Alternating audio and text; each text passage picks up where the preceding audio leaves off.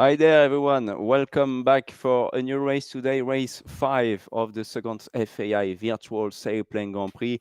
I am here today with Norman and Jean-David. Good evening, guys. How are you, Norman Chindowski? Welcome I am back in the team. thank you, Antoine. I'm doing fantastic. I'm happy to be here. And it's been a couple of weeks off from my end here and been trying to follow the race, but that's you guys been holding up the stick and making everything great. So thanks for being here and making everyone enjoying this incredible virtual sailplane Grand Prix in Pavullo, Italiano. So very nice. Thank you, Antoine. Jean-David, good evening. How are you? Good evening, Antoine. Good evening, Norman. I am so happy to see Norman again. We will have a lot of fun tonight, as we did in previous races. We come in together. It will be so nice. Great. Well, guys, what I suggest is instead of having a look to the highlights from yesterday that you can watch on our YouTube and Twitch channels, we're going to have an interview, post-race interview from yesterday with Sean Churchill, who ended up again on the second place with a very consistent flight. So here we go for the interview with Sean from yesterday evening. Post-race interview after race 4. It was quite a good race we've seen tonight. Well, we've seen Tim Madsen just sailing in front of the race. It was almost impossible to catch him after turn point 1. What do you think made the difference?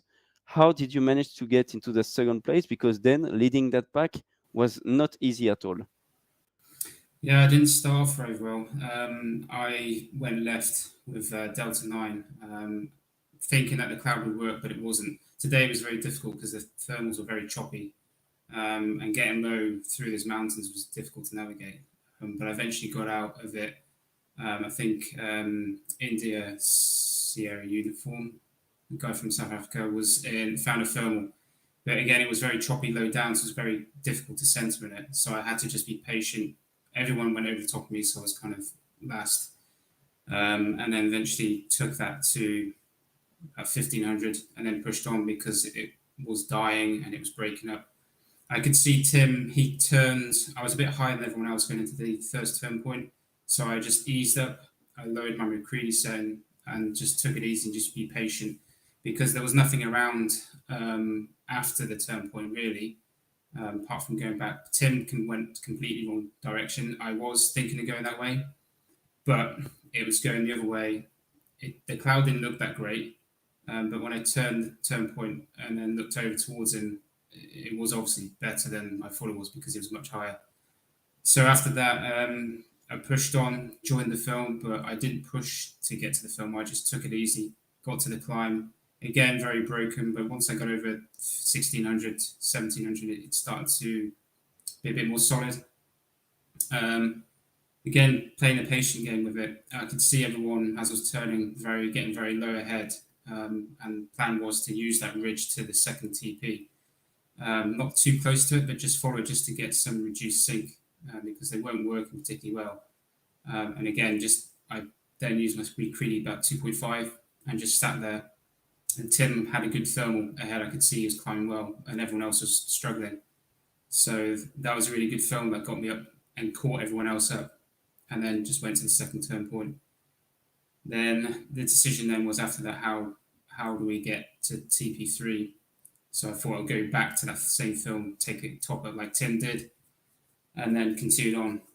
But yeah, Tim was way ahead of us by then, doing his own thing. But for me, if someone said I would have come second at the beginning of that, I would have not believed them at all because I thought I messed it up completely, but I managed to pull it back. And that's purely because everyone else struggled and got stuck in the valleys. Yeah. So yeah, that's how I managed to get myself back up.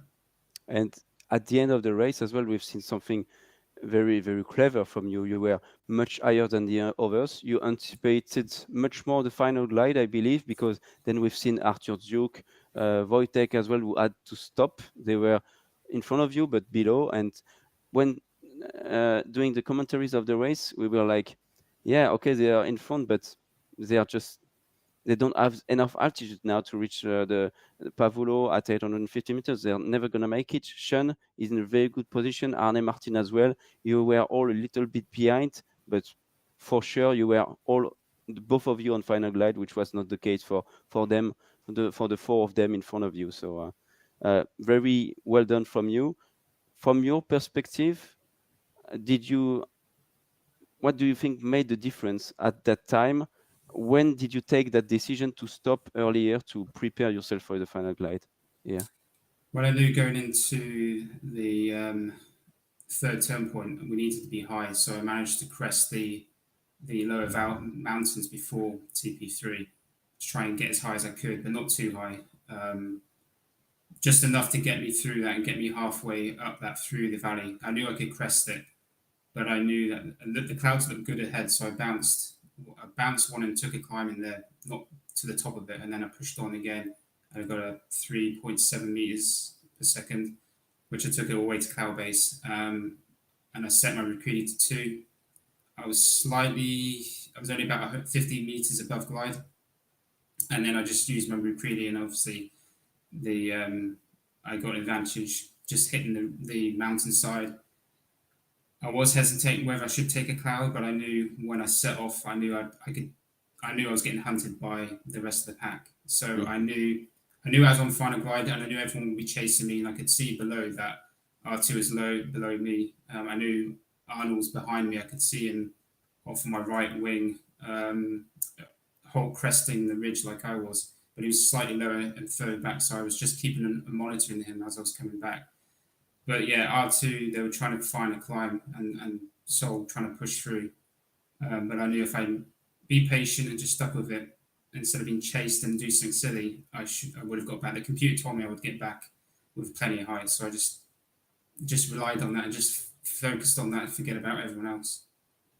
Great. And one last thing, we've said several times tonight that you're a really good pilot. We can see that, and you are very consistent over the races so far. Do you have a little secret to share to the others tonight? Competing, like, you've been really consistent, Sean, really, and always among the first throughout all the races, always in the leading pack and so on. You're going to jinx it now for me, so tomorrow I'm going to become last. I'm not hoping for that. Come on. No, I don't. Well, I've been competitive throughout all the years doing Condor flying since 2005. Obviously, it's progressed a lot, and Condor 3 coming out. But in terms of this, I wasn't expecting to do as well as I have been doing. I'm just doing what I'm doing. I just try and maintain, don't make silly mistakes.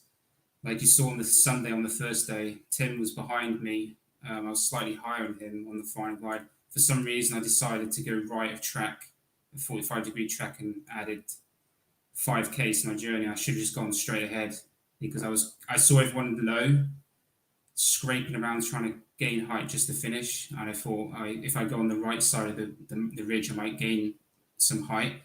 But I had plenty of height because, as you know, Tim won that day. He was behind, or slightly lower than behind me. So, but I tried to just be conservative and just not get myself too low and just keep ahead of what's in front. But I try not to go in front too much. I try and hold back a little bit, but not too back that you're so far behind you're never going to catch up. And just monitor everything that's going ahead with the weather, the ridges and the weather window, just to make sure I'm planning I think before I do these flights, I go through and just see what the terrain looks like and plan how I'm going to approach it. And so far, it's been working out. So fingers crossed for the rest of the competition.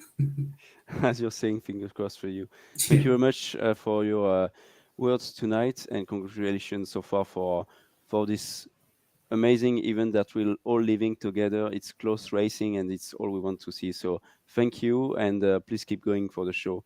And for us. Thank you. Good evening, Thanks, Sean. Anton. Good evening. Thank you. Bye-bye.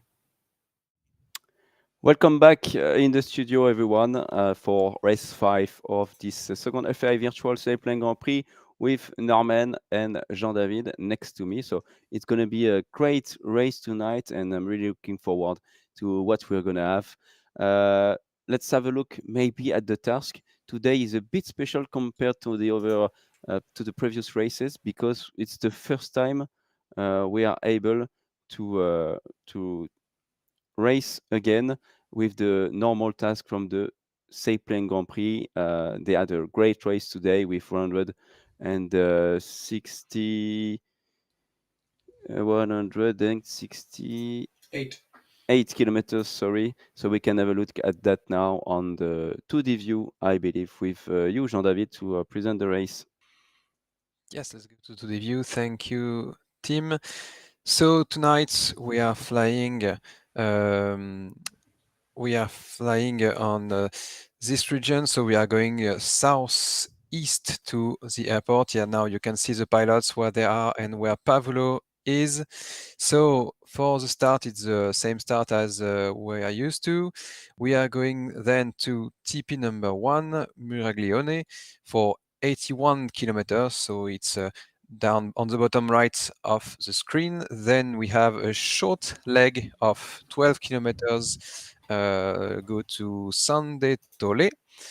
Finally, we go back close to the airport at Roca Montesere, which is a reporting point for 66 kilometers. And then we just have a short leg of 9 kilometers to the Pavullo arrival. As you said, Antoine, it's a total task of 168 kilometers. One unique thing about that, if I chime in there, is that today's arrival height has to be 900 meters. That's really high.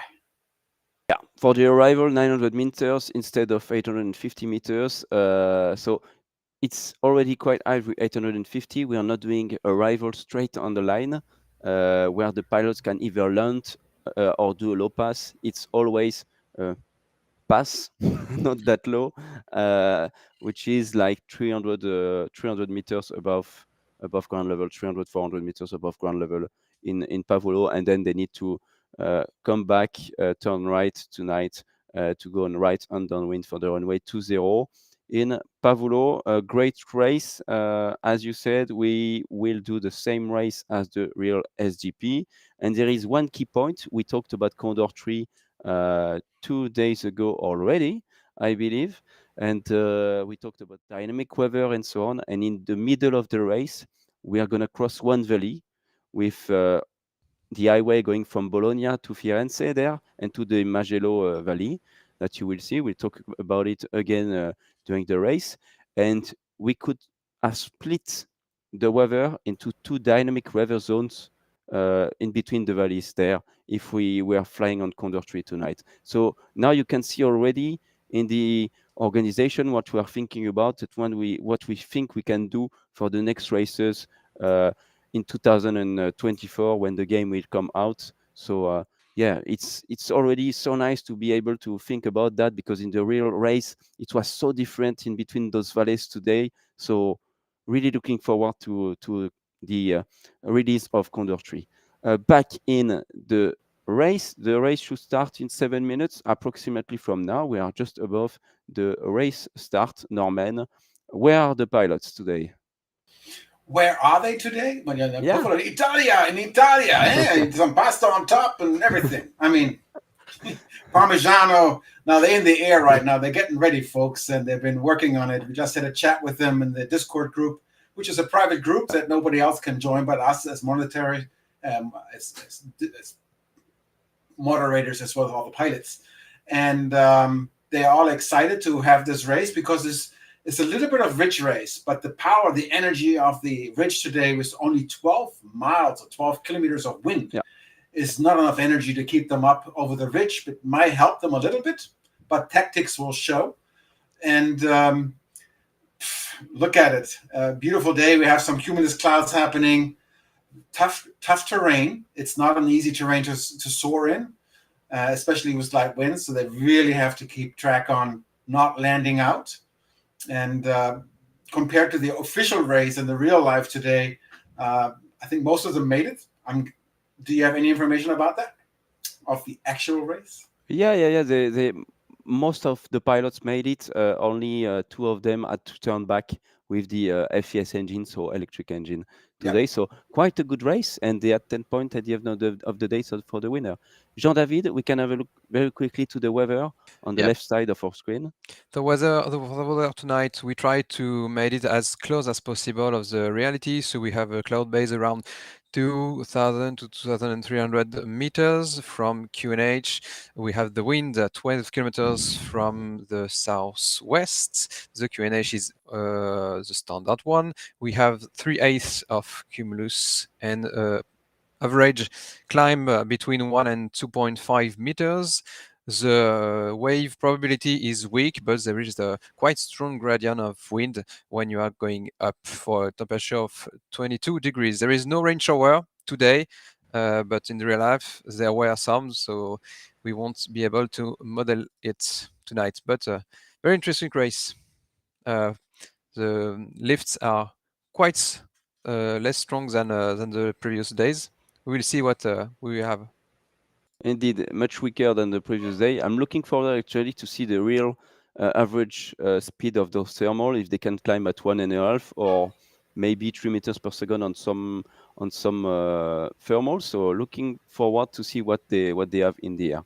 With Churchill, Norman, still the same nice gliders. A lot of them are personalized with skins from their country. So Churchill from the UK, so nice colors from the UK there. Is on second place overall, Sean, of this event with For all 21 Sorry, points. Sean, if I might throw in again, for all the people who have never watched this, we are racing today the 18-meter class. So, and Sean Churchill has a JS318. So, what that means, guys, 18-meter class is a really strong, a very, very popular and very fast glider in the world, and so everybody has their own choices between the ASG 29 or the GG 800s or the JS1, JS3s, the Ventus 3, just to name a few of them. And Sean has chosen the JS3, and he's also very good in the standings, by the way. He's right now second in the overall after 4 days of racing. So Sean is definitely somebody to watch out for. He won yesterday. And it was second yesterday. Second yesterday, right. very, very close, but Tim Madsen was the winner yesterday with a crazy race. Crazy. What I suggest, Norman and Jean-David, is that we have a look at the results from yesterday with the overall results, overall ranking. It's a new thing that you will see on the screen, Norman, in a few seconds. Small improvement from the World Series that we are bringing into this virtual SGP. Race results from yesterday. Tim Madsen, 1 hour and 52 minutes, so 3 minutes lead to get 10 points, 144 kph. Sean Churchill, Arne Martin Guttler on the podium.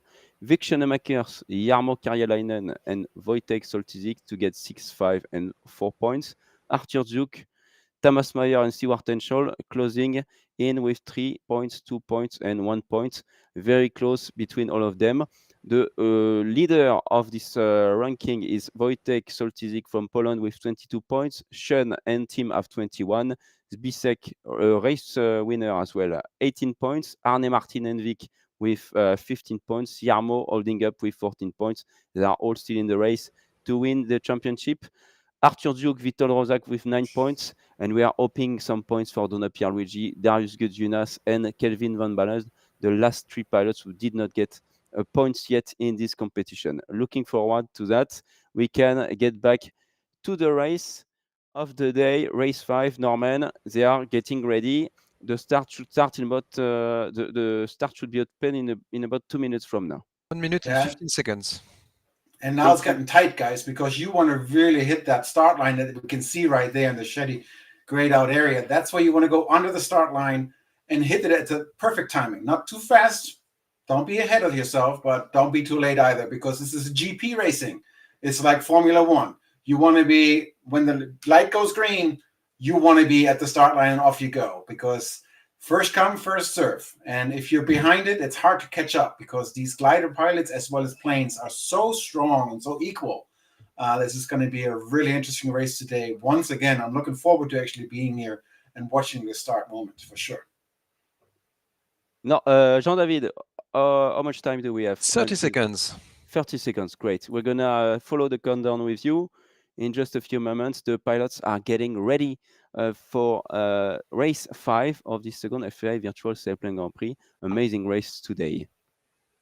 15 And seconds. as you can see, they're all coming close to the line because they all know that it's only 15 seconds left to go, and they all want to be ready to go. So that at the start height, the minimum 5, start height today 4, is 3, 2, 1. Gate is open. Race is on. and off they go. There it is. And first one over the line looks like, who do we have there? Everyone is, hard for me to see. It's, okay, here we go. There it is. So 1,700 meters maximum today to cross the start line for the pilots. We can see Darius taking the lead, Delta 9, followed by Cuba on the right side of the screen. You can see it's very cloudy today. They will need to be careful with those cloud penalties that some of them have had the previous days. Zbisek, of course, from Poland is there behind the pack.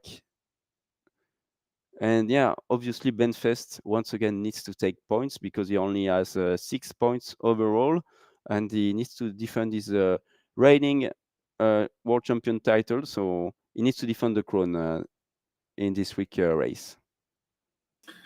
It is so beautiful to see, and during a GP racing start, this is the most riskiest time to be in the air because all the Planet pilots are all with you at the same time, and everybody wants to be at the start line. So a very precarious moment to get going. But we see right now D9, Delta 9 is going up. He might have found a little bit of a thermal, and let's see if everybody else joins him or not. And ZBY is going, everybody's going to the thermal. So it's a big thermal, 20 people in the gaggle. 20 planes. You have to really watch out not to crash in these moments when everybody is so tight. I can see Arne Martin joining from below. KMI is there. Tim Madsen, winner from yesterday and from race 1, is there, the Danish pilot. Very good, very risky, those first thermal, Norman, you know it. You need to avoid those mid-air collisions. It's very difficult with all of those gliders here. They need to be very careful and to look inside the thermal always to make sure that they are safe here. So very spectacular to watch this first thermal. Why? Because after that, there are not a lot of options in front of you. Going to turn point 1 that you can see at the background on the screen.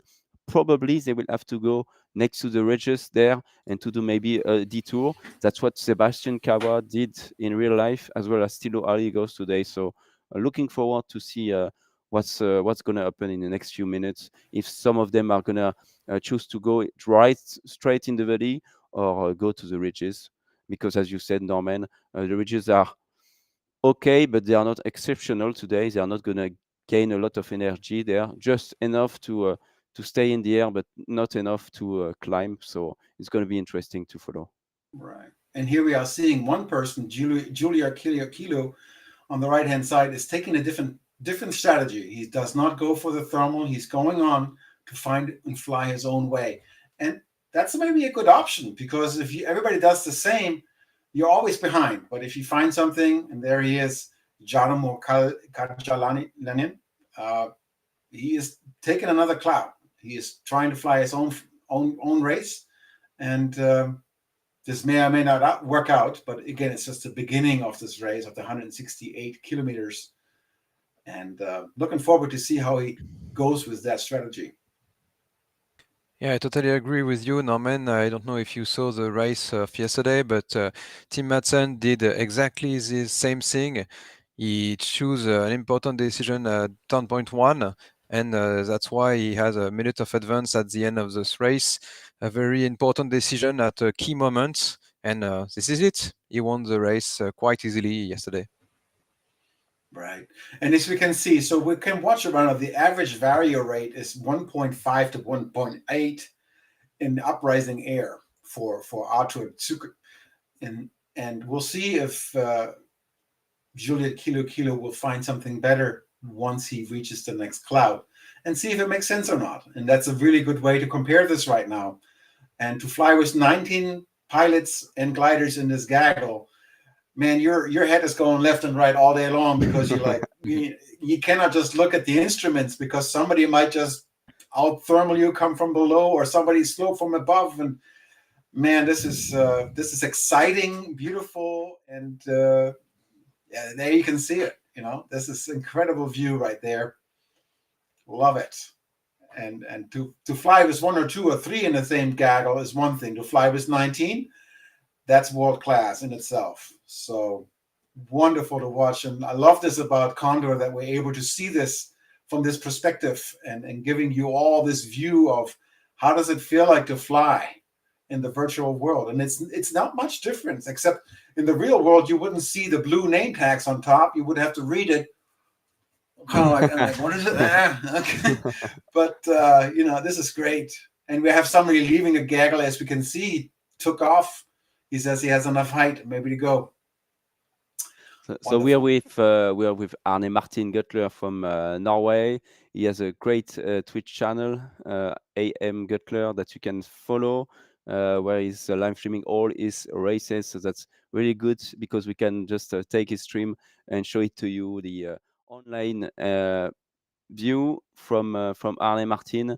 And there we go. Some pilots have decided to leave the pack.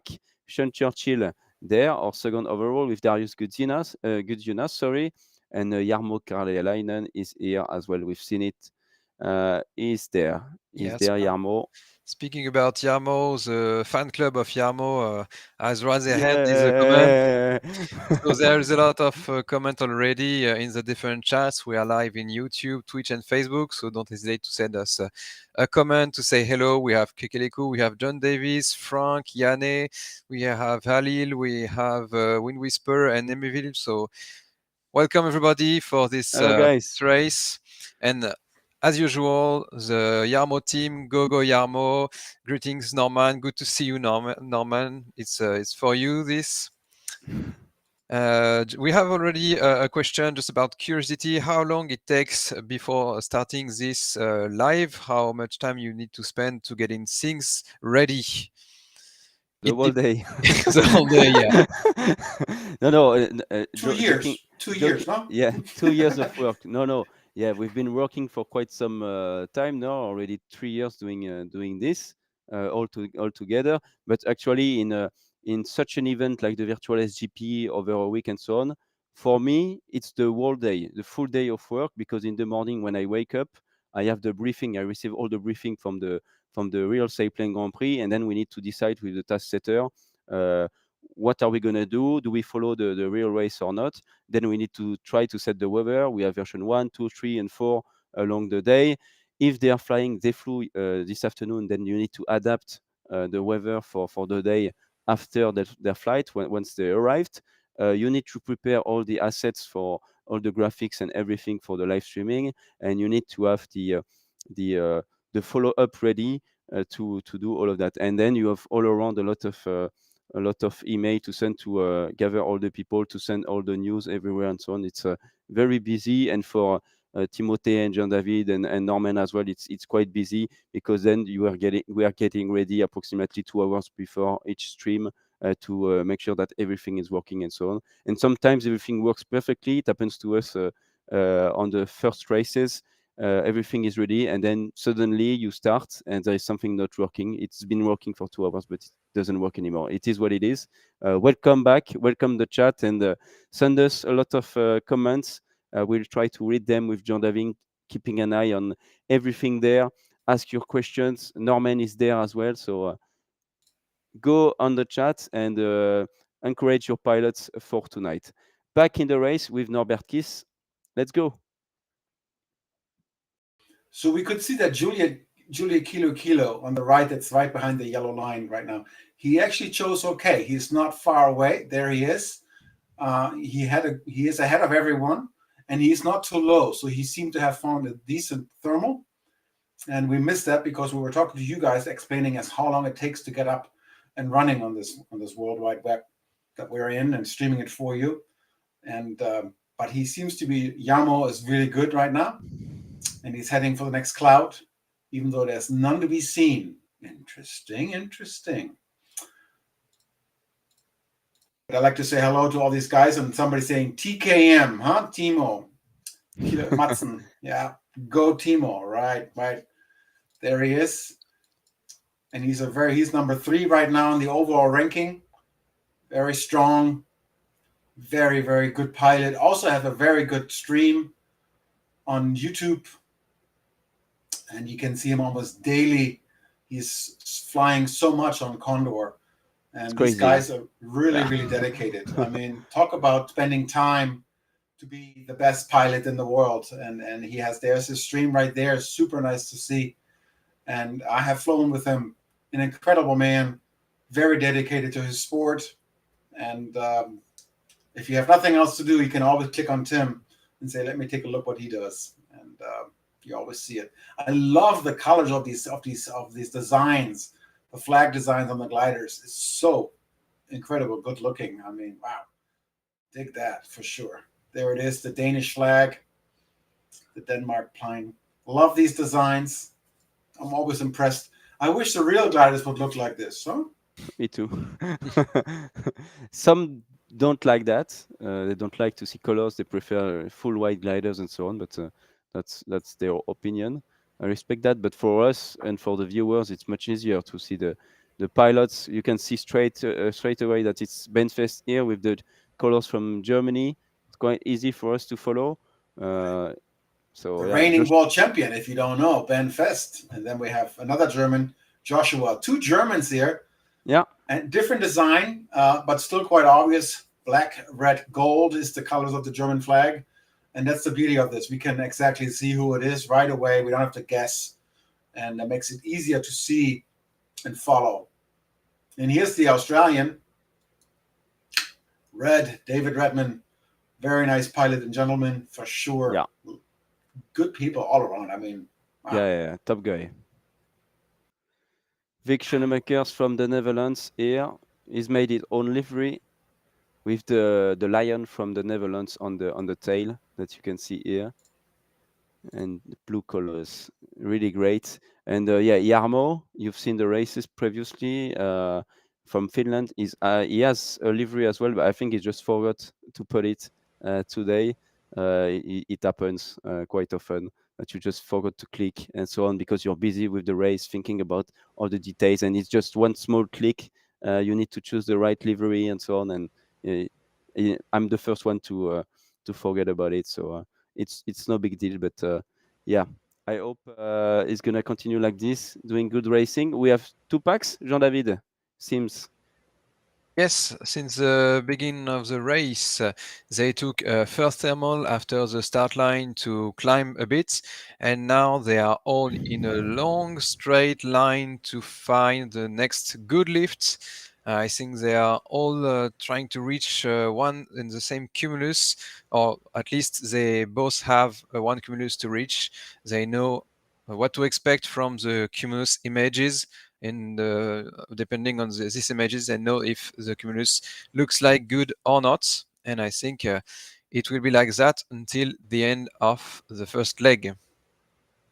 And that's again another strategy in GP racing, is that the leader will lead you to the next cloud. It will show you. And if you have your instruments right, you can actually see how much he's going up or not. And you can choose, I'm not taking this, or, oh, I definitely want to get there quickly to join that thermal, that gaggle. And that's since all the gliders are very similar, that's with the glide ratio and the thermals, it gives you a really good opportunity to watch what the other guy does. And if you like it, you follow. And if you don't like it, you add on and continue. And as we can see right now, everybody's here getting a green arrow. That means they found something, a new thermal, and they are going up. So as you can see on that 2D map, just like yesterday, we have the wind indication on the top left of this map. So the wind is coming from the 212 degrees, 12 kilometers. So it's coming from below. It's coming from here. So it's not that great. They cannot go on the ridges. Yesterday it was coming from the north like this, so it was quite okay. But now it's coming from the other side. So it's not really good for now to go on the ridges. They will try to go, you see, on just this ones. Let me raise my hand just here. I think they will go just there on those ones. for GKK and GHK, so Stewart, Sean, and Yarmo. They will probably try to go there. For the others, they're staying in the valley, in the middle of the And valley. here's again a strategic moment. The one in the valley are basically on the right, on the windward side of the ridge, and the guys who are coming from the other side, they're going to be on the leeward side, so they might create more downdraft and sink. So it's a risky moment not to stay in the valley. Yeah. So we'll see how this is up. And again, this little bit of ridge movement will help maybe to give less sink, not updraft, but less sink. But if you're on the wrong side, that's more sink. We'll see how this is playing out. We're just in the beginning of this race, and today is really about finding the right clouds, which is really nice. So it's not just full on the Imola in Italy, like full on racing straight lines. This is really more about let's find the right cloud. So we're gonna be in the Mugello Valley, and we went there 2 days ago as well when Chris from Condor was there with us, and Chris has worked in Formula One before, so explained us. We were seeing a circuit down there, and it was like, oh, that's the Mugello track. I know it. And it was quite funny. And I think we're just gonna fly over the Mugello circuit today once again. So it's going to be very great to follow, and for all the fans from Formula One as well. So yeah, great to see. Stewart and Scholl from the UK. He's done good races as well, very good races. Followed by Sean Churchill, both flying a GS3 in 18 meters, obviously. 170 kph. They cannot go too fast today. The weather is weaker than yesterday. Looking forward to have the real average speeds of those thermals. It seems like 1.8, 2 meters per second for the good ones so far. Don't think we will get 3 meters. Maybe later on with the small ridges giving some more energy to those thermals that are just next to them. But we will see. I'm really looking forward to see that.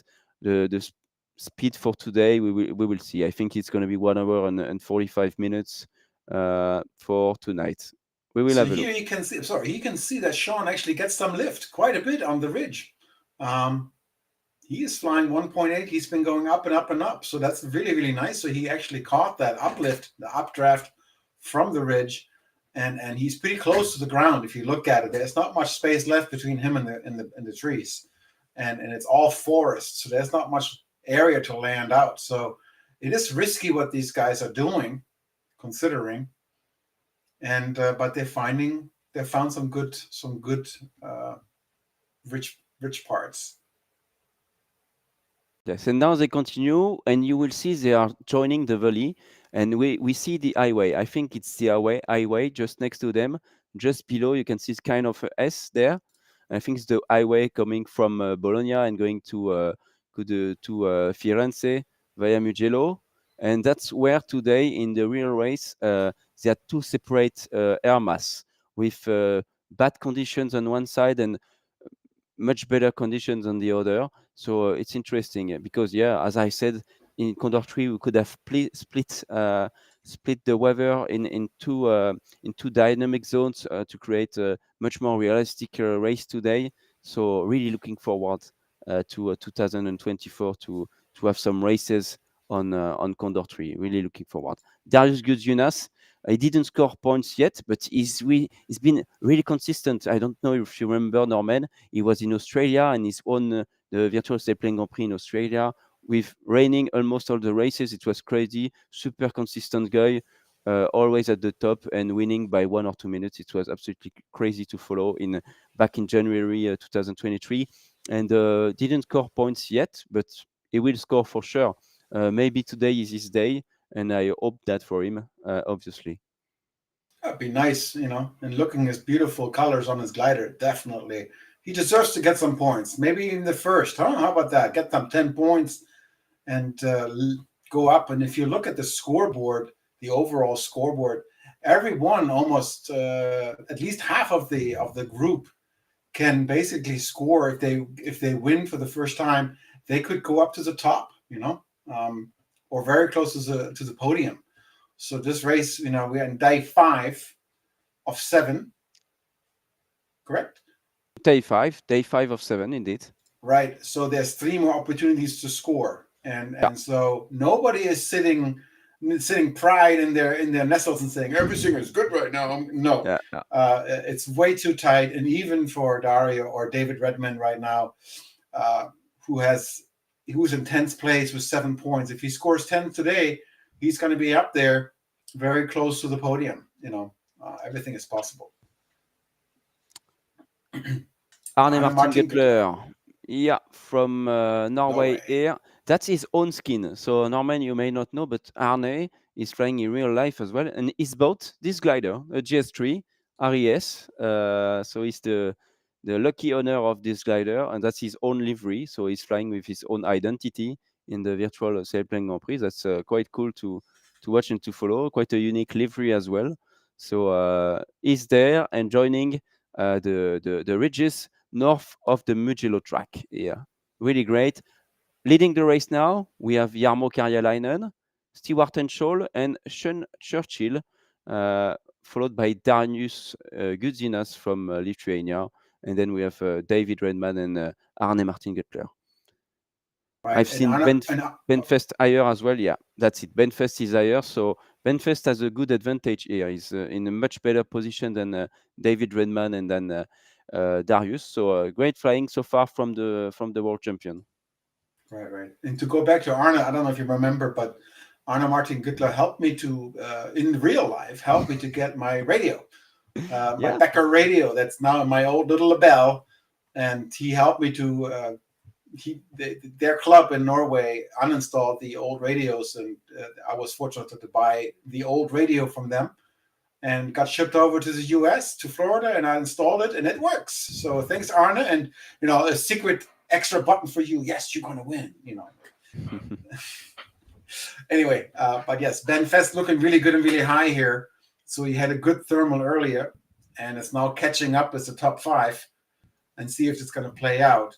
But I did see, I think it was David or something, who was really close to the ridge and getting some lift there. But Vitold, also another big racer in the world of virtual soaring. Wow.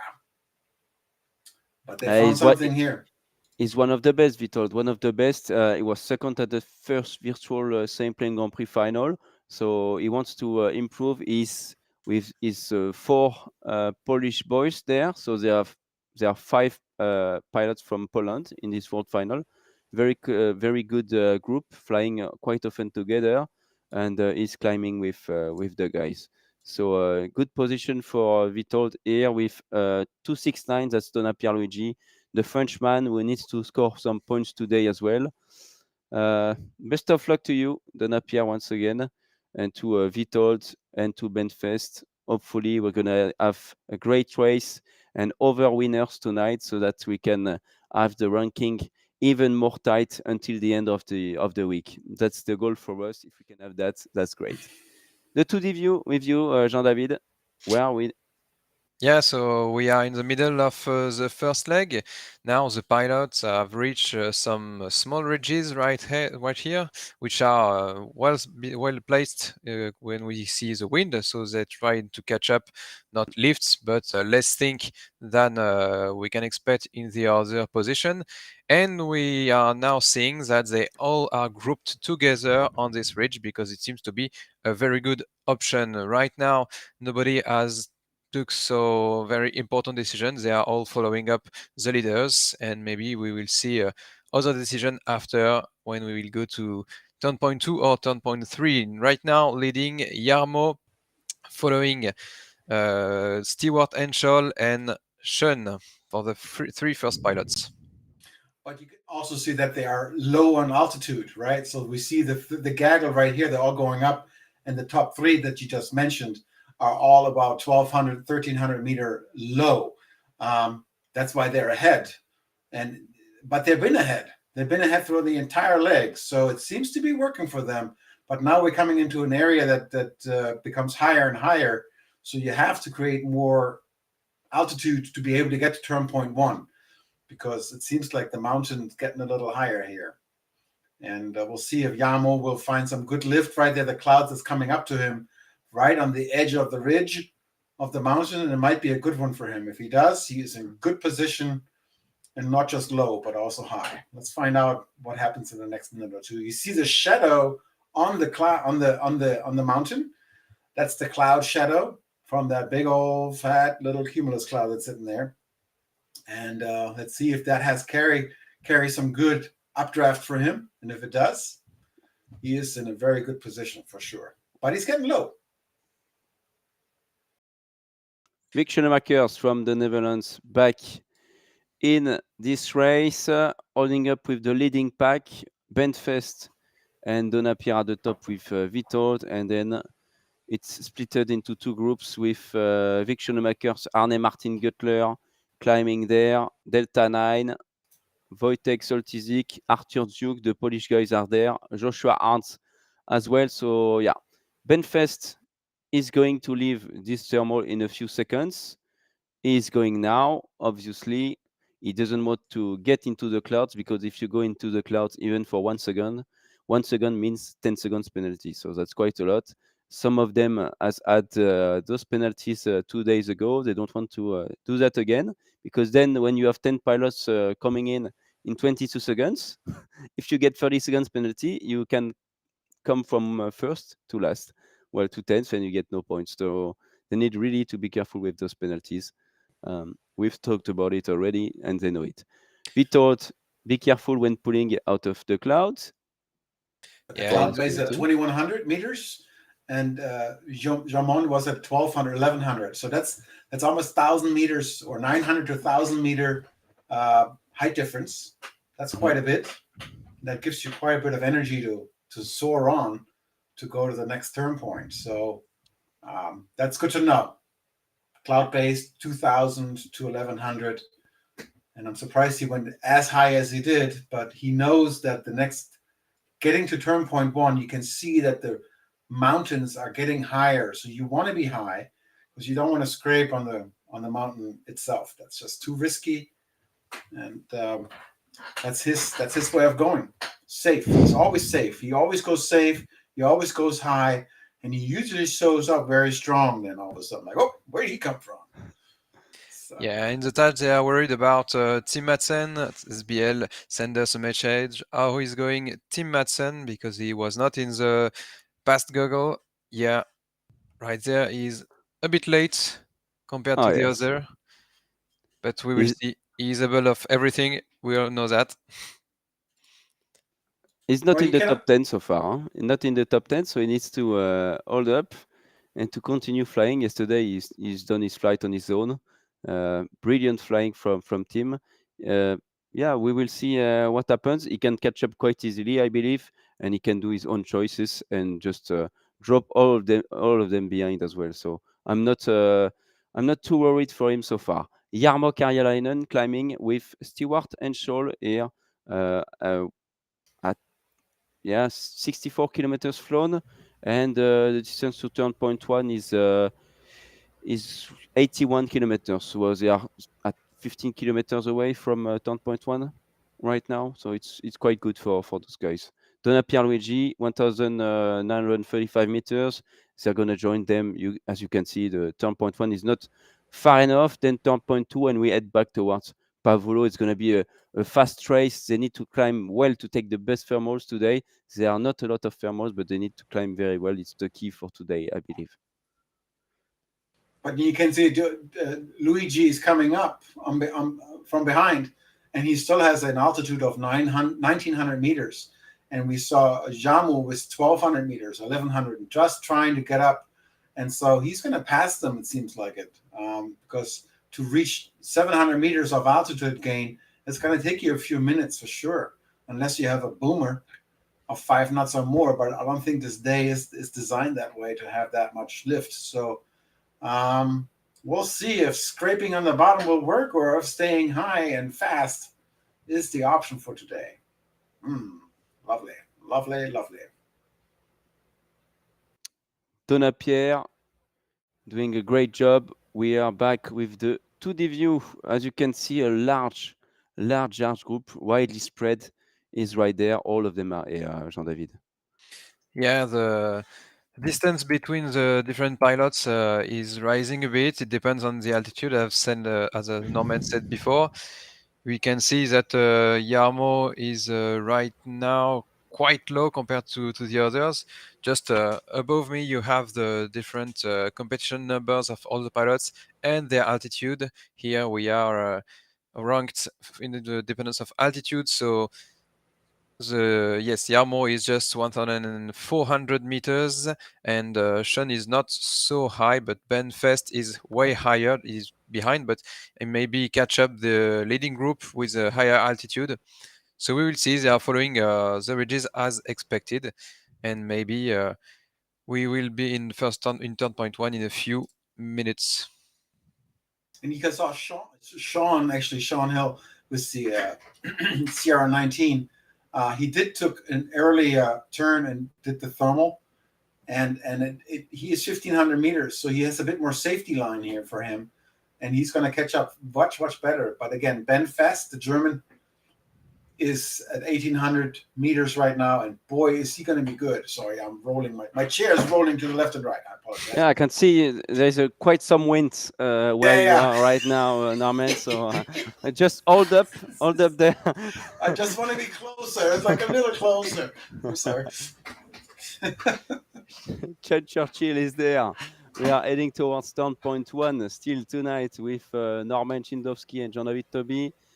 Sean Churchill is there. Stewart Henshaw as well, leading two great cumuluses at least in front of them before going to turn point one. I think Yarmo is there as well. 1,300 meters. He will need to climb, I think, before joining that turn point. Sean is much higher than him. Stewart is taking one. He's going for a left turn to try to enter one good thermal. Benfest is quite high. We can say that Benfest is the leader of the race so far because his total energy is much better than those guys in front. So the total between the kinetic energy plus the potential energy for him, he has much more energy than the guys in front of him. He's gonna stop, I believe, if this one is good before going to turn point one safely. Turn point two is just next to turn point one, only a few kilometers to fly for the pilots. It's only 12 kilometers, so you see it's gonna be quite fast. And then we have 66 kilometers to go to the reporting point back to Pavullo, and 9 kilometers between the reporting point and the finish line in Pavullo. So it's gonna be a quick race tonight for the pilots. Yeah, in the comment, I've asked the question, would you fly low to follow the ridges or high and safe on this first leg? And Kekeleku said he agreed with Norman here. Flying low on the ridges is quite a gamble. It's risky, but it's a huge advantage if you can maintain this altitude. Right now, we can see that Yarmo tried it until the end, but at the end, Donapierluigi and Benfest are joining him a bit higher. So the lifts he took before was a very good option.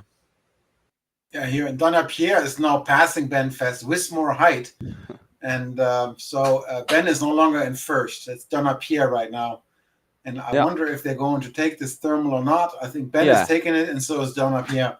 So Donapierre is right now in the lead with his 1,800 meters and going up. So there's a really good indicator how this race is going. And if you look at the height level in this thermal, you can see from 1 to 2 to 3 to 4 to 5 who is in the lead. It's the one on the top that's in the lead in this virtual soaring Sailplane Grand Prix of 2023 in Pavullo. 269. Leaving the thermal now, Donapierluigi, and I've seen Witold Rozak, WRW, just going very fast below Donapierre and Benfest before joining thermal.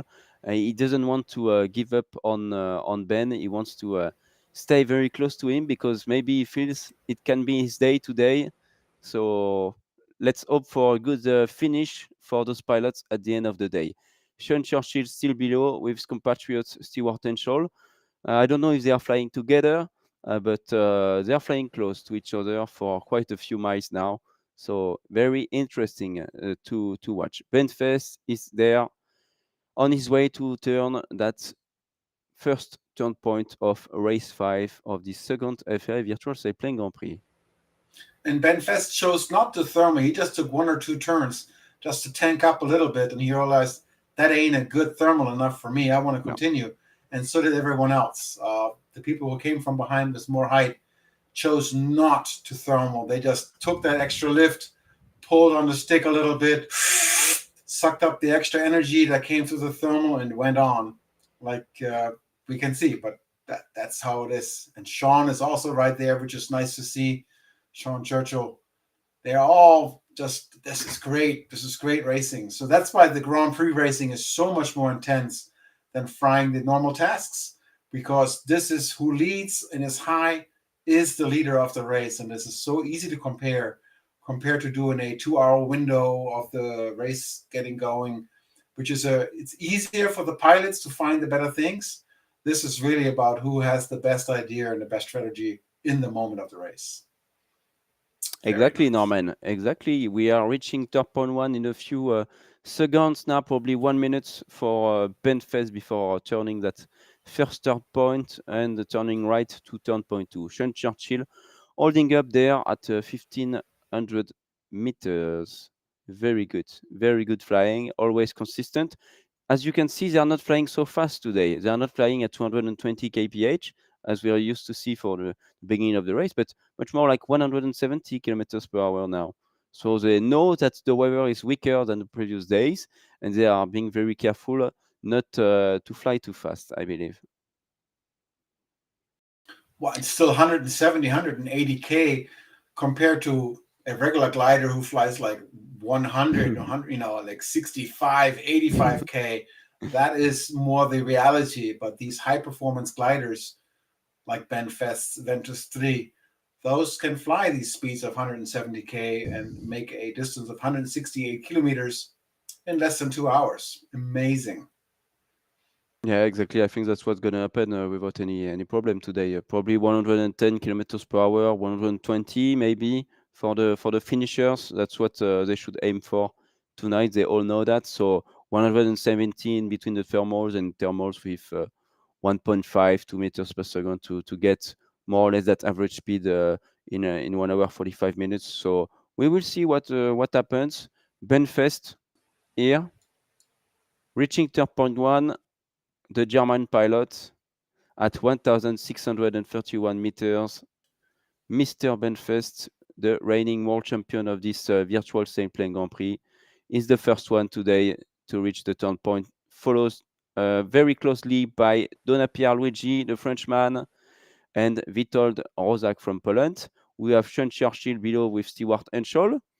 David Redman is still there, holding up at 1,500 meters. Vic Schoenemakers in the pack with Arthur Zuk, Joshua Arntz, and Norbert Kiss behind them. TKM behind, KMI behind. All those guys, they are all packed there. Great racing at turn point 1. Everything has to be done to win this race, but Benfest has the lead. So if people are wondering why they don't fly to the red and white pole, is because the cylinder around it, I believe, is 2 kilometers or 3 kilometer cylinder. That's, you only have to touch that circle. You don't have to fly to the center of the turn point. You only have to touch that circle to be able to validate turn point 1 and then go straight to turn point 2 as everyone else is. And again, we see different variations again of where to fly just straight to it or which way it is. Very wonderful to see everybody else's thoughts and ideas.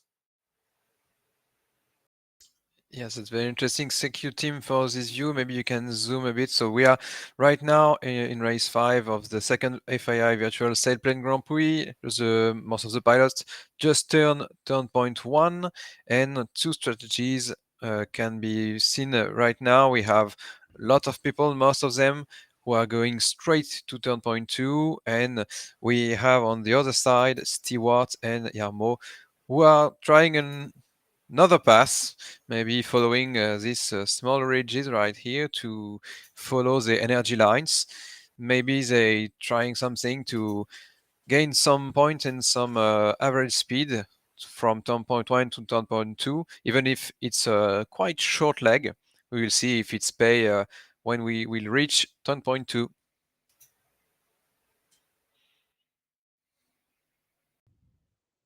Back with Wick Schoenmakers and Benfest here, going straight to turn point 2, only 12 kilometers apart, those turn points. Sean Churchill is there, trying for another cumulus before the point. But they are, as you can see on the right side, top right, some cumuluses for Ben after this turn point. He's going to have to turn right towards Pavullo again, followed by Witold Rozak and by Donna Pierluigi. Our top 3 for the day so far. Well done, 169 kilometers per hour. As you can see, always the same speeds. Huh? They all know that for today, it's going to be the speed in transition in between two thermals. They all know that. Maybe we can have a look quickly at the average speed to make our mind for the end of the race. Oh, that's quite fast. Much faster than what we expected, I believe. 133 kilometers per hour for Benfest without the finish glide, the final glide. So we can expect maybe 145 kilometers per hour, maybe 150, but that means the weather is much better than what we expected today. But that means as well that they fly really well, really well. They know when to climb, they know when to slow down in flight as well. Because I was like, maybe today some of them will just rush and go at 220, just like we're doing every day. But no, you see, they are all world-class pilots, and they really anticipated with the briefing they've had that today would be weaker and that they would need to adapt compared to the previous races. And maybe it's going to be the same tomorrow. There's going to be a new race in Pavullo. Turn point 2, Benfest still leading the race, turning towards the reporting point, which is almost 70 kilometers away. Donna Pierluigi from France following on second place, and Witold Rozak third place here. The full pack is behind. We can have a view of just behind us, probably. Thank you, team. You can see that that turn point that they need to touch indeed. And there is a new cumulus cloud forming, and they are all going for this one. As you can see, sure. in Condor, when there is a new one, it's going to be a very good one. They all know it. If you have 500 meters to climb, you need to go to the very brand new one, and they are going for it. Benfest, he knows. Donna Pierre, he knows. Vitold, they know. So no even no hesitation about it. They just go for that. We can have a look at them joining the thermal and maybe having an inside view from Arne Martin once he joins the pack. I mean, we see Stuart Henschel right here had a pretty good vario indication of going up very strong, but he hasn't made it to turn point 2, and the wind is pushing him away from turn point 2 because of the 12 kilometers wind that he has are going against him. So it would have been, it's nice to go to turn point 2 first and catch that new cloud, even though it looked like it was lower compared to the other cumulus clouds. So I'm not quite sure how strong it really is, but the indicator, once we see of Arne Martin Güttler, if he goes in there or anyone else, see how they take this thermal, if it's strong or not. I think, Norman, that's a key moment now because Witold decided to stop. He stopped in that thermal. Benfest and Donna Pierre were not happy, or maybe they were not very well in this thermal. They just stopped. Arne Martin is joining the thermal with Witold. So we're going to have a look at the average climb of this thermal. But Benfest and Donna Pierre, they left. So either Witold will take the lead afterwards with Arne Martin and the other guys here, or Benfest and Donna Pierre are going to take the lead in 10 to 15 kilometers from now. There's going to be a clear difference in between those guys, probably. Can we have a look? Yeah, Arne Martin, stop moving your head. We need to see I am trying. the variometer now. I can see 2 meters per second on the vario, probably 1.7, I would say. That's probably that, Norman. You cannot disappear from the screen. Yes, please, 1.7. Yeah. At this moment, Antoine, you are. 1.6. 1.6. 1.6. You've disappeared. So 1.6. You can see if they are stopping at 1.6, it means that the weather is not that good. Huh? But it was a key moment because now they can fly towards the ridges again and come back, which is not the case for Bedfest, who is going for the valley there in Mugello. We will see the Mugello track later on in 10 to 15 kilometers in that valley. Bedfest leading this group, and Vic Schoenemakers decided to continue and to take the next one, next cumulus.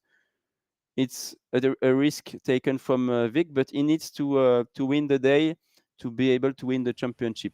Now Vic Schoenemakers is at 15 points, 7 points behind Wojtek, who is the leader overall. So yeah, he wants to take some more points. Very good flying yesterday, ended up in 4th position yesterday. So good flying from Vic. He's had one hot landing on 4 races, so that's why he's missing some points to be on the podium of that overall ranking, but otherwise, very good flying. Okay, so back on the 2D view, right now 18 pilots have turned turn point 2. Just Yarmo and Stewart decided to stop before turn point 1, and they are now the highest pilots in this race. We can see that Stewart 1,800 and Yarmo is a bit lower, 1,600. After turn point 2, the decision has been made. Some pilots are trying things in front of the others. We have Vic Schoenemaker on the left and going straight to the ridges. We have Sean Vitold, we have Kuba also, and Arne Martin. A small goggle trying to catch a lift before going into the ridges, led by Donna Pierluigi and Ben Fest, who are quite high right now, 1,600 meters. So we'll see what is the best decision right now. They go. If you look at Sean and Vitold and Anna Martin Güttler, they're all going back to the ridge that they came from, because it may have that little uplift that helped them to stay up and fly faster. So they're going straight back to that limit, to that same area. And even though they're getting low, but they're going to take that ridge lift, because if you stay like Kilo Oscar Echo, yeah, he's now choosing to go back to the ridge on the top. So very interesting choices.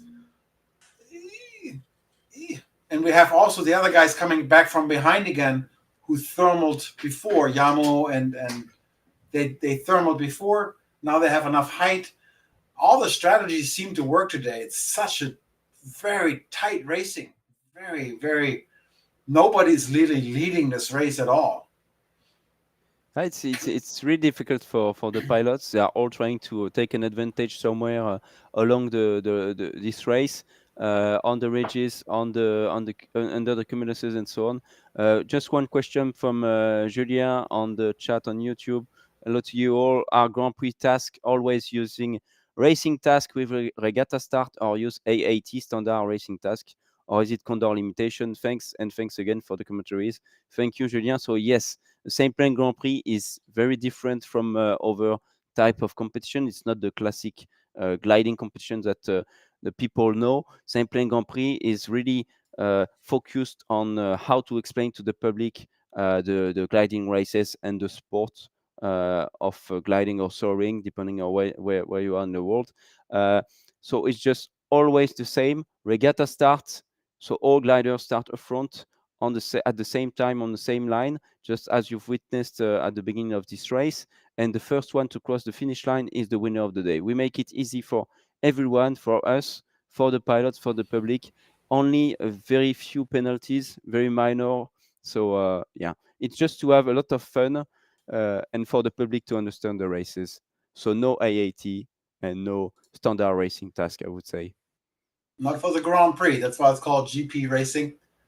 And Grand Prix racing is always same start, same time, same line, rather than the standard that gives you the options of waiting, and choosing the right clouds for you to pop up.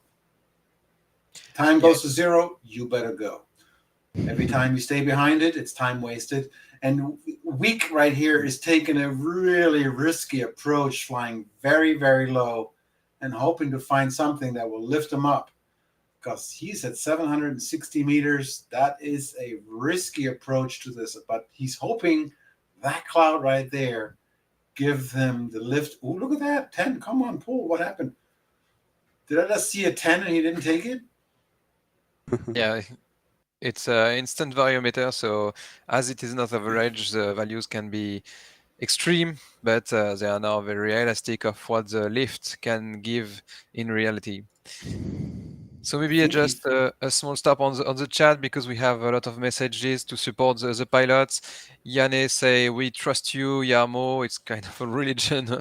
We say trust Yarmo. Alice Churchill say, go Sean. On the other chat, we have go Benfest and go Donapierre.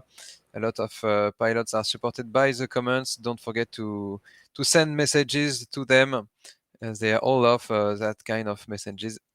That's for sure. We also have a comment on Twitch, and that's by Almost Sent It. With the real world GP, SGP in Worcester, it was somewhat bad with the small turn points, when one of them wasn't really reachable without climbing there for ages because it was on top of the mountain. There, it would have been good to take the 5-minute penalty for only getting within 1,000 meters instead of 500 meters. So there's strategies that he's talking about.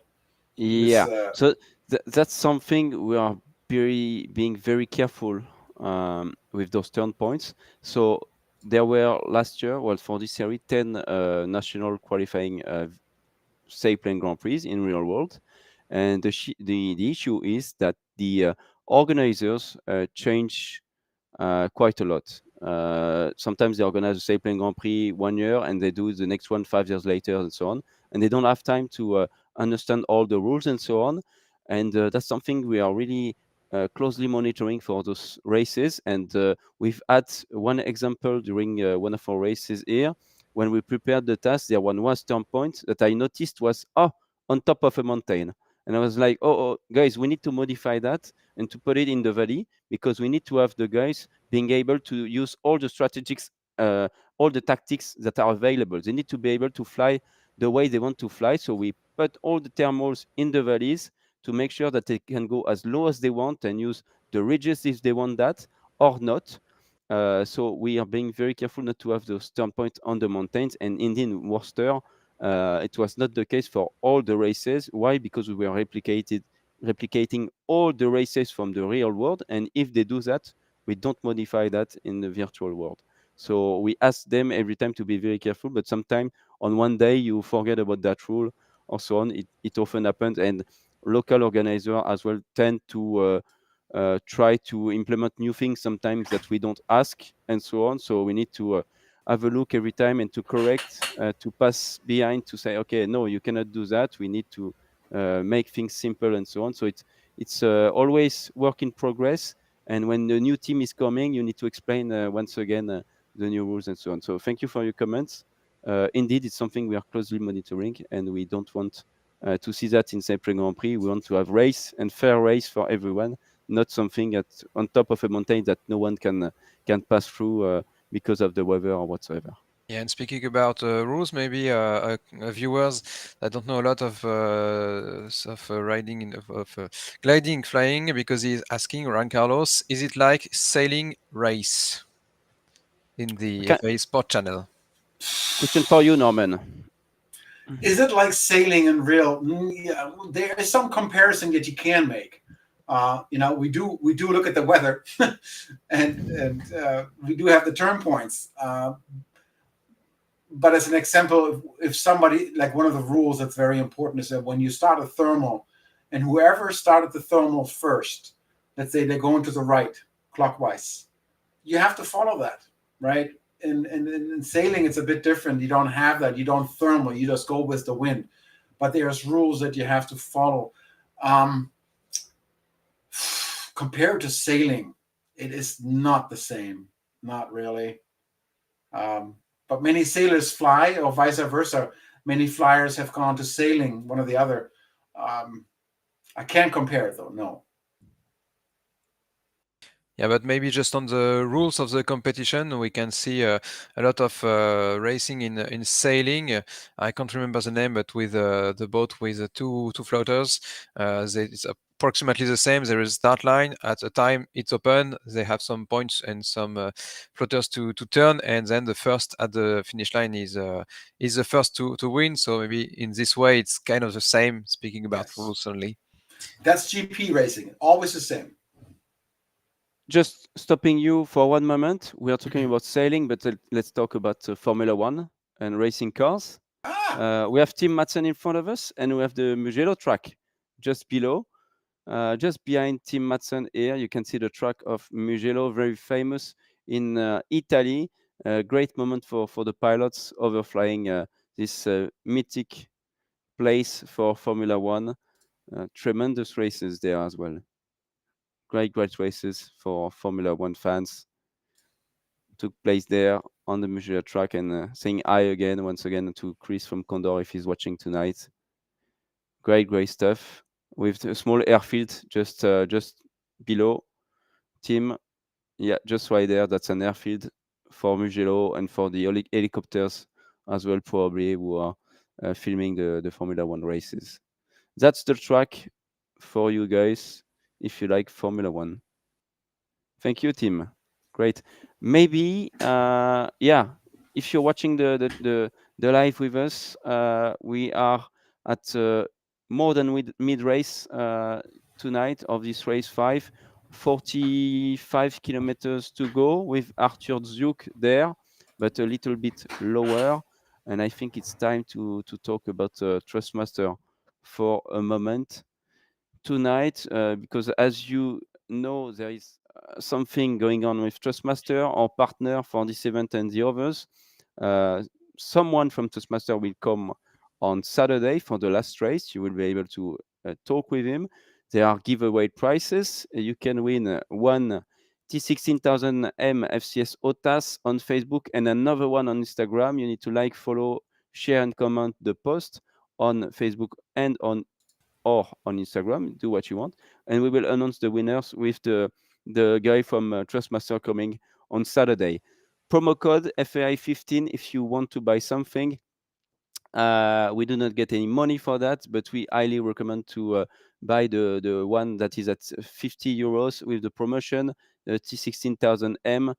Just a simple joystick if you have 50 euros, or you can go with the joystick and the throttle, and maybe even the T-Flight Rudder if you have 150 euros, and you can buy that. You can buy Condor now. It's Condor 2. You know Condor 3 is coming out, but we've had Chris with us 2 days ago, and he said, yes, if you buy Condor today, no worries, you will be able to have Condor 3 for free as a free upgrade in the coming 6 months, because Condor 3 is coming out within 6 months now. We are aware of that. So if you buy Condor 2 now, because you never played that game and you want to try with the guys, buy it now. Try Condor now, and you will be able to have Condor 3 for free without any extra charge in less than 6 months when the new game is coming out. And I'm really looking forward to that. I think everyone is very excited. I've seen that on social medias as well and so on. So it's a great thing. We are really looking forward. And I can already announce that we will race on Condor 3, obviously, as from next year in 2024. Back to the race. Let's see. Do you have any more questions from the chat, Jean-David? Yeah, the Almosante is asking for news from the Polish gang. So right now we have Arthur Duke, who is in front of the race because he's third right now, but he's quite low. He has to find a thermal to climb a bit. We are now with Witold Rozak. Witold Rozak, Witold Rozak is here. a bit higher. And Wojtek and Zbisec are behind, right? Yeah. Go on, Jean-David, sorry. No, you can go. So with Zbisec Kos, he's won a race too, Zbisec. Really good flying, really good guy as well. Climbing in his GS3 and looking forward for Wojtek. Yeah, I can see Wojtek has left his thermal. He's a bit forward now. With Arne Martin Göttler, they are high to date. And yeah, I think they can all win the race tonight. Donna Pierluigi above Arne Martin there, all really well placed. Maybe we can have a look at Ben Fest. Where is he? Falling behind after turn point to right. Yes, exactly. So he's in that pack, but he needs to improve his flying now to get back in the lead of the race. He's made a big choice, a big decision. We talked about it. Maybe the key point of the race after turn point 2, and now he's fallen behind a little bit, even if he's still high at 1,747 meters. Yes, Again, the I can arrival will repeat. be so intense. I think the difference between the pilots will be just a second. The 10 first pilots will be grouped in a few seconds. It will be very impressive to see, I think. Yeah, I agree. This race is far from over, and it's awesome to see how each strategy of the pilot has played out in certain ways. Here we are. We've seen again Julia Kilo Jerome Joma being in the lead again, and he was behind, but he chose a different cloud. He chose a different strategy. So it's this race is incredible. Super nice to see that everything works right now. Nobody has won this race yet, at least not from this point of view. I totally agree with you, Norman. It's very impressive to see that Jarmo and Stewart, who are leading the race right now, are the two pilots who decided to stop between turn point 1 and turn point 2, which means that this decision maybe was a key moment for them. It was a bit impressive for us, but at the end, it pays. So we are right now race 5 of the second FAI Virtual Sailplane Grand Prix, middle of the final leg before the reporting points. The pilots are flying quite fast than we can expect, and they are along this leg straight to the reporting point at different altitudes and different positions. We'll see at the end who is going to win, and yeah, the fight for just 1 point will be really, really hard. Yeah, I guess so, man. At the end of the day, they are already crossing that valley with the highway. With the highway there, it's in gray on your map here, just right there. The highway going back to Bologna is right there. So yeah, not easy because tonight some people will win a lot of points and others they will be very close, a few seconds behind, but no points for today. So a very tight arrival that is coming in just a few minutes because they are flying, man, so fast. They are flying so fast. I'm like, oh my god.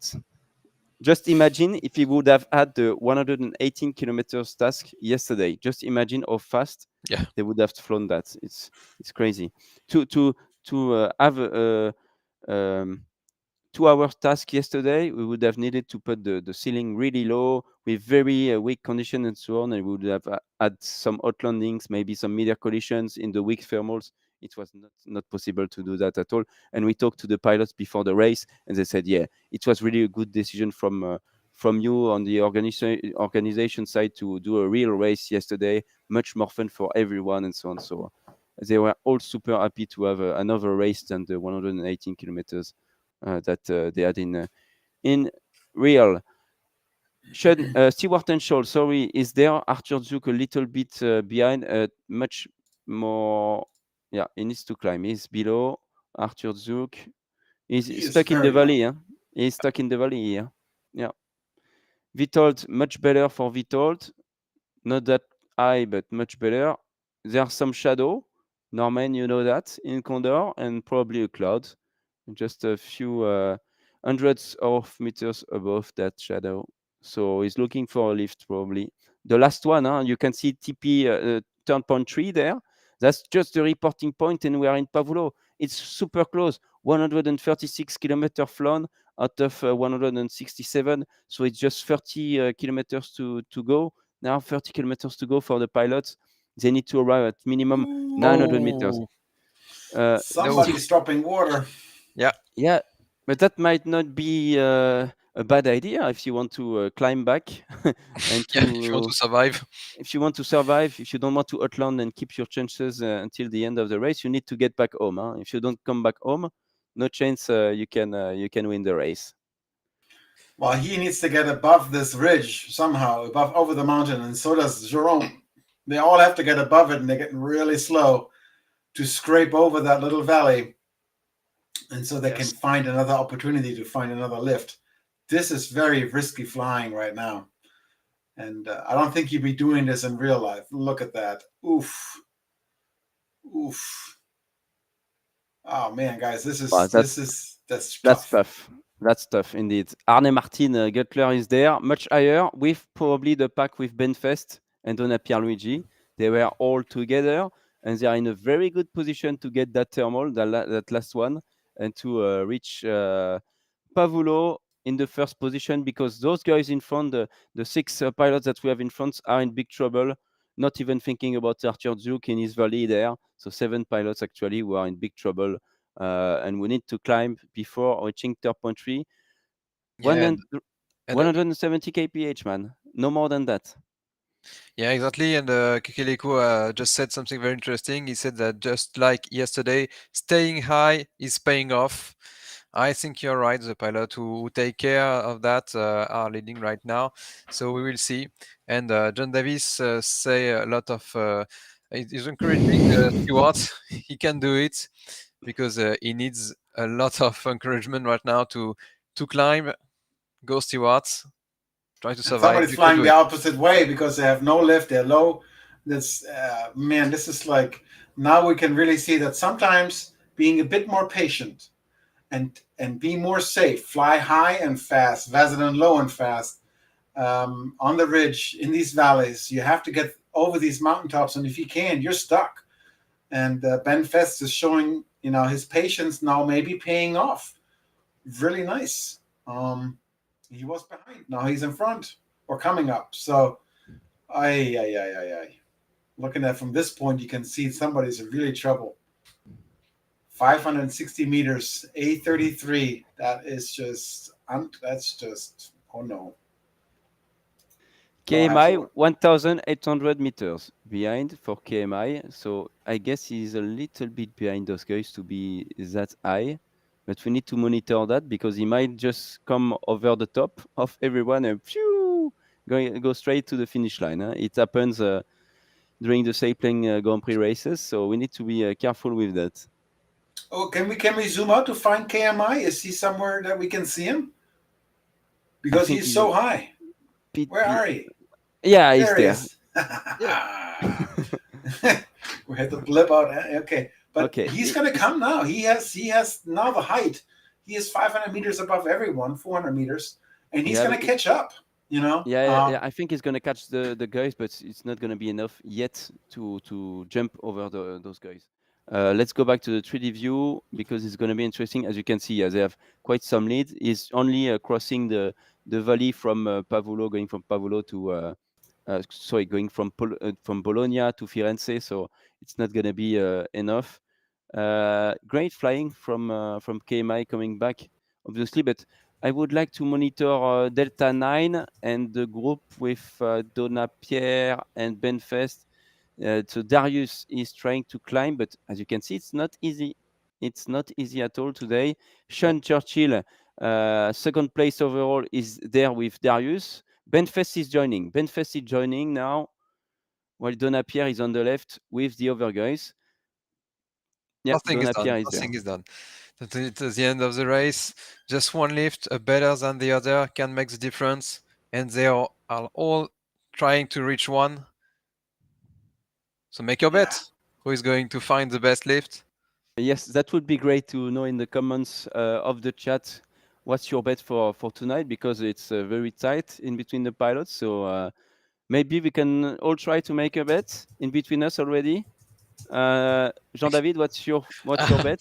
I would say, except from Antoine and me, because yesterday and the previous races we were not so good. So I don't want to. No, go for it. We all try one for tonight. We'll try one. Oh, it's the day of Donna Pierluigi. He flies safe all along the day, and this is more an encouragement than a bet, but go Donna Pierre. Okay. Norman, what's your bet for tonight? You're really gonna put me? This is called the commentator curse. to say who's going to win. I know. That's not a good idea. That's what we have done. That's what we have done on race 1, or maybe even on race 2, and we failed completely. And each time. and the race changes completely after that. So maybe we're gonna have a massive a twist in during this arrival because of us. But that's why we're here. No, man. My bet is going the to be evil one, yeah. I'm My going to bet- say Arne Martin Güttler. I'm going to work for Okay. Arne Martin Güttler today. All right.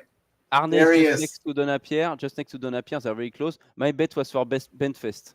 So Actually, you know, I would have said Benfest too. Can I have a second option, Benfest? yeah. No, that's cheating. So in the chat, Cheater! Ooh. so in the chat, Sébastien Chaumontet say Donapierre Luigi is gonna win. We have also Almos Sente who's betting on Donapierre Luigi, and a lot of pilots in the chat saw the maneuvers a bit low a few moments ago, and they told us to say warning: don't try this at home. It's a good thing to remember for all the pilots that we are. And Kikiliku say jinx anyone. So yes, thank you for all your comments.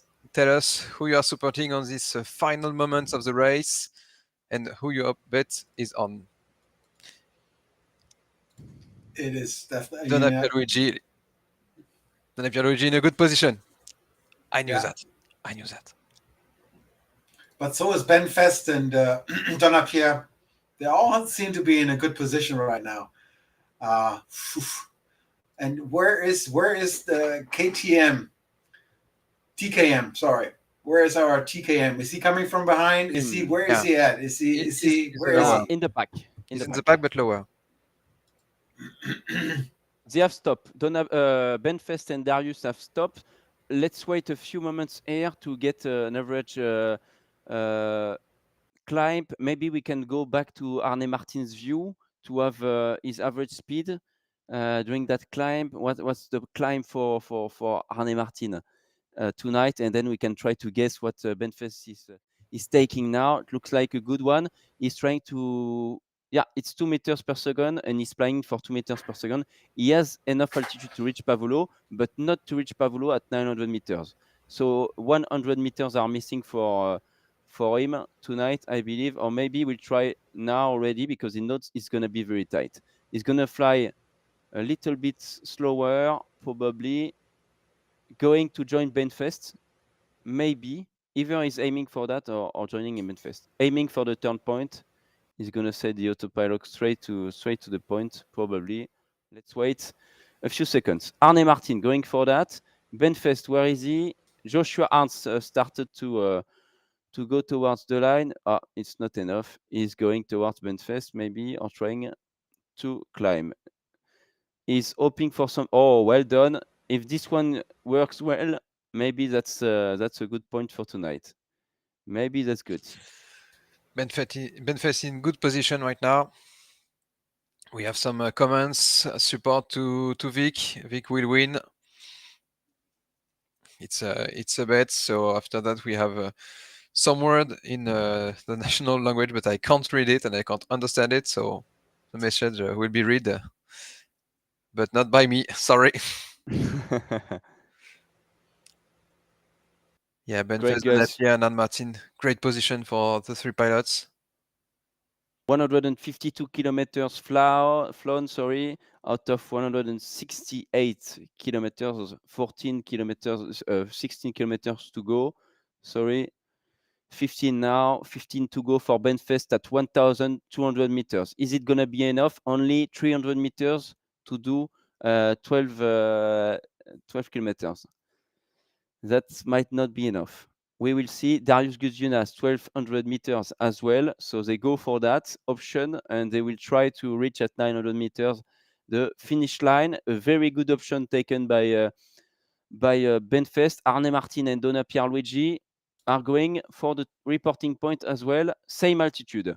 So we can say Benfest is in front for now. Oh, that's very close between Arne Martin and Benfest, actually. If we can have a look at Benfest views, well, Arne Martin is well placed. reaching that reporting point. Very good.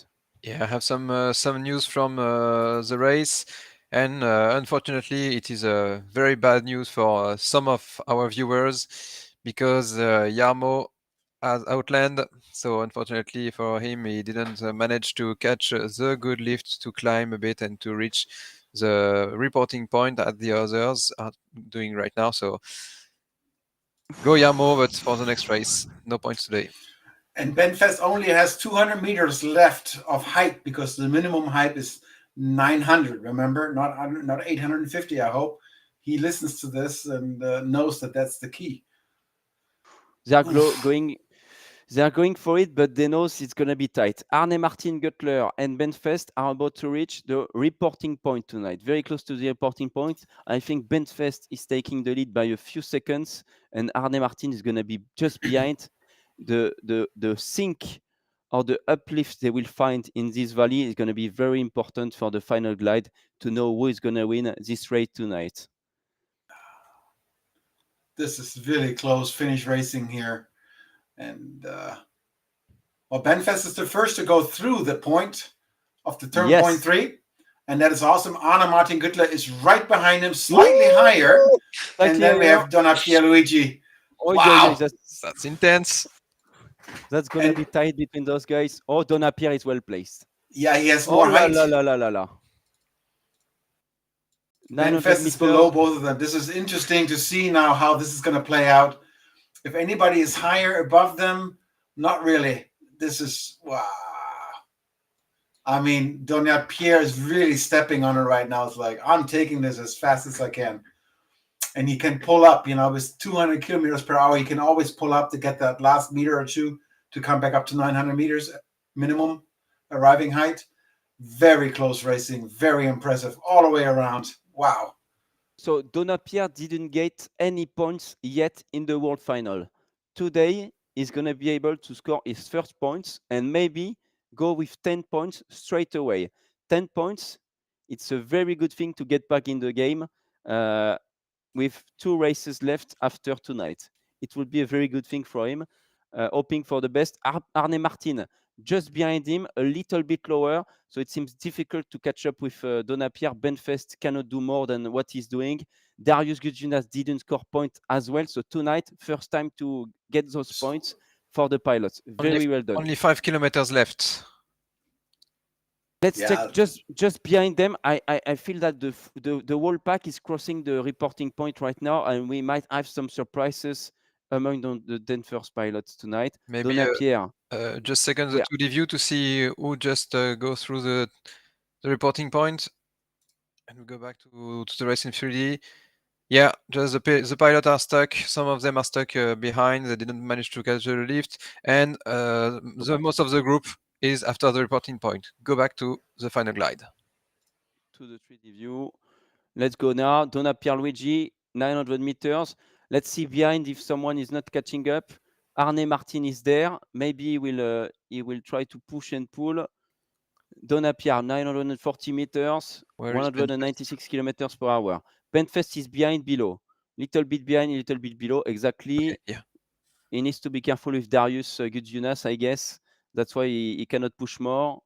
He needs to protect his third place, Benfest. Okay, good altitude, good speed for Donna Pierre. Looks good. Amazing to see. 900 meters. He's going to pull up right before to get above 900 meters. And boy, look at Arne Martin coming from below really fast, trying to catch up with him. He's trying. This is incredible. Now he has to pull up. Come on. Get to 900 meters. There we go. Oh, and Arne Martin. Well done. Incredible. Well done, Donna Pierre. Winner of the day, Donna Pierluigi from France, followed by Arne Martin Guttler from Norway. Well done. Congratulations, Donna Pierre. Benfest finally getting on the podium on a race day. Well done, Ben. Followed by Darius Gudjunas. Oh, he has not enough height. He has not enough height. He has to pull up. 900 meters now. Just enough. Just enough. Oh, just enough. Wojtek is behind. So first point for Darius Gudjunas today as well. Wojtek, who is the leader overall, gets a lot of points again, very consistent. Joshua Arns For the taking final some points. good points. Oh, look at them, guys. This is by that's cool. milliseconds. Oh, I'm He's made it. speechless. Oh, Oh, wow. Vitold in front.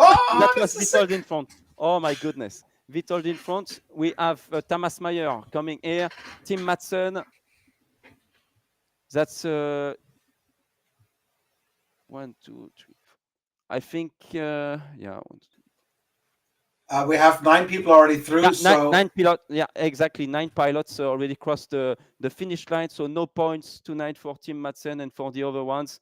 David Redman crossing the line now. No points, unfortunately, for them. Sean Churchill is there. Wow. Let's breathe, guys. man. Wow. So, in the comments, a lot of message to congrat Donapierre. Bravo Donapierre. Someone said Savoie libre de franchir la ligne en premier, so Savoie is free to finish first. Bravo Donapierre. Congrats to the winner of the day, Donapierre Luigi. Fantastic race, well managed. It's a pleasure to see him on the first place. Going back to the overall race, scoring 10 points today. Fantastic finish. Well done for your bet, Jean-David. A good bet tonight for once. Hey, 3, 2, 1, right? As we're sitting right here. You were in third, I was in second, and you're in first. Awesome. That's amazing. Exactly. So we did a good job. Donapierre is landing next to Darius Gudjonas there on the runway 20 in Pavullo. Ben Fest already on the ground with Arne Martin. They vacated the runway properly towards the hangars of Pavullo. Kuba, he needs to pull to 900. Pull. He's going to get penalties. He's going to get plenty of penalties, but he's not going to get any points anyway. So it does not impact at all his score tonight. Pulled up too late, right? Yeah. What a fantastic race. Sorry to hear about a couple of the landouts, but that's how it goes. They took the risk and they didn't win. But yet, Week is coming in here as one of the last ones to finish this race. What a wonderful Grand Prix today here in Pavullo in the race number 5 of the second virtual Sailplane Grand Prix of 2023. And it's an incredible, I'm hyped up. I'm like, I want to do this. So thanks to Trustmaster for giving us the joystick and the rudders and everything. And thanks to Condor making this all possible. Super nice stuff. And thanks, guys, for being here. Great racing. Thank you. And that's what it's all about. This is what it's all about. That's why you putting in so much time and effort, Antoine, to make this happening, and Jean-Pierre, and of course Timothy in the background, and Sean. Thank you for doing all this awesome work to provide this incredible racing sport of soaring, and the FAI supporting us in this effort to make this real, to make this a real sport on the virtual world. Incredible work. Thank you. Thank you, Norman. Yeah, it was amazing to watch this race tonight. Thank you very much, Norman, for joining us. It was a real pleasure to have you back tonight in the races. I will try to be back tomorrow if I can. I'm not 100% sure, but we'll see how it works out. My schedule is overly whelmed with things to do, but if I find another time tomorrow, I'll be back to do it again. Okay. With pleasure, as usual. Norman, you're always invited to join and comment the races. Jean-David, thanks a lot as well tonight. Great commentaries as usual. Great team. Thanks as well to Timothée in the background. Jean-David, final words? Thank you, Antoine. Thank you for all the viewers and all the pilots who are offering us a thrilling race today and an exciting finish. It was a great pleasure to comment and to live this with you. I won't be there tomorrow, unfortunately, but I will follow the race for sure. Have fun with me, and see you tomorrow, guys. See you, Jean-David. We will leave you tonight with the highlights from this race in real. We have the highlights from the real Sailplane Grand Prix with the same race that took place today. It's a very short highlight, so just say a few more minutes to watch what happened today, and the win, obviously, from Sebastian Kawa catching up Stefan Langer and Thilo Ligos. See you tomorrow for race 6. Amazing race. So thank you to all the pilots, to the task setter, and to the whole team. We see you tomorrow. Bye-bye. Bye.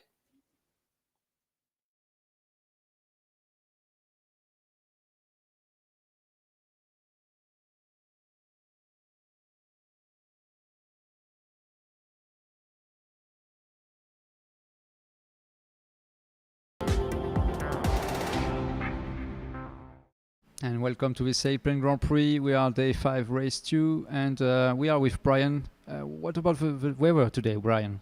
The difficult situation today was moisture in the air. We had a forecast of a lot of showers, low cloud base, and overdevelopment. So we had a shortish race going to the south from Pavullo.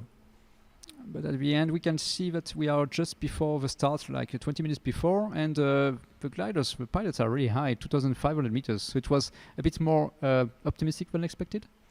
Only on the ridges here, and that was before the overconvection, when the moisture started to turn into showers as the temperature rose.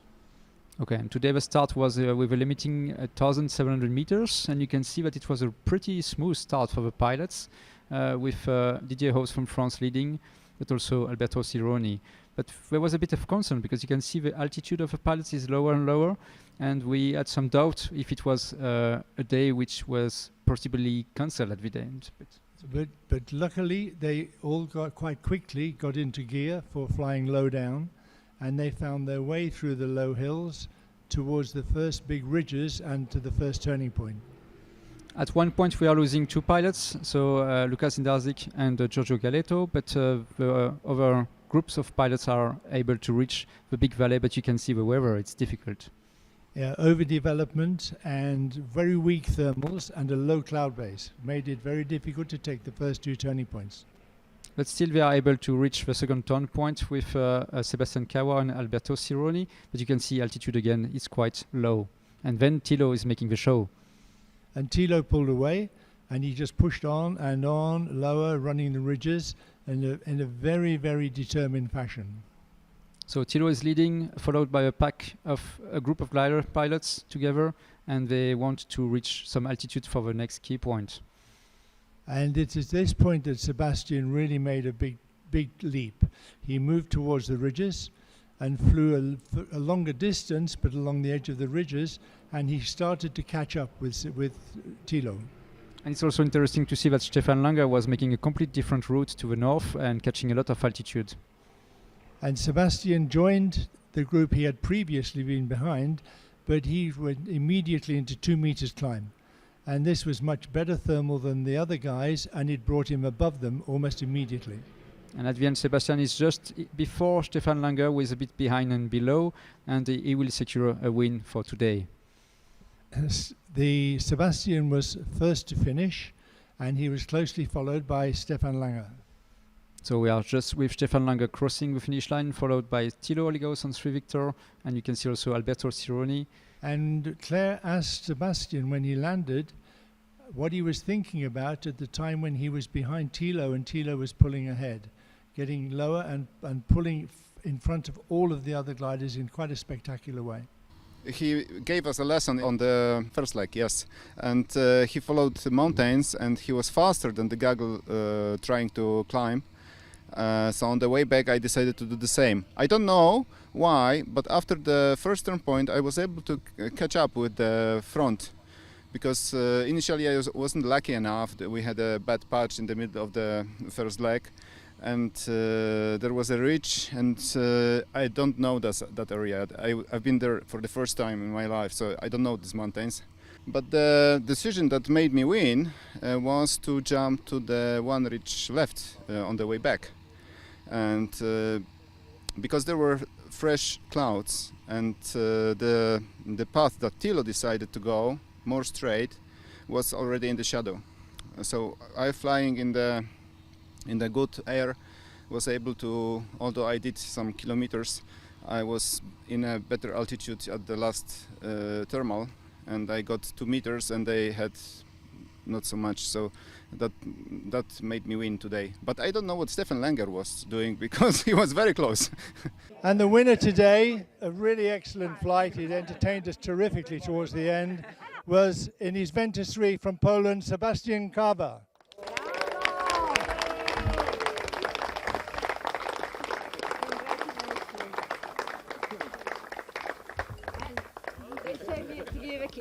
Well done.